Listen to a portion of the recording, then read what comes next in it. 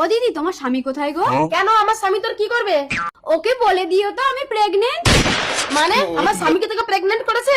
বিশ্বাস না হয় নাম্বারটা বলো, আমি ফোন করে শুনিয়ে দিচ্ছি। 9735 98 ফুল টাইট, দুটো শূন্য ফাঁকা, মধ্যখানে ডবল 1 দুবার ঢোকা।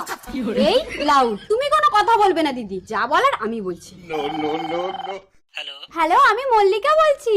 মল্লিকা, হ্যাঁ। ডার্লিং বলো। কি গো শুনছো, আমি না প্রেগনেন্ট। কি বলো মল্লিকা, আমি তো সবসময় প্রোটেক্ট ব্যবহার করি।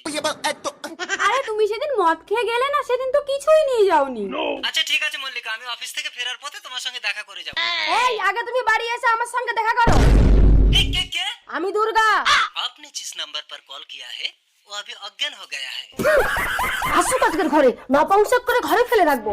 ও দুর্গা বৌদি, তোমার স্বামী তো পাগল হয়ে রাস্তায় রাস্তায় ঘুরছে। ভগবান, এ কি সর্বনাশ হলো আমার।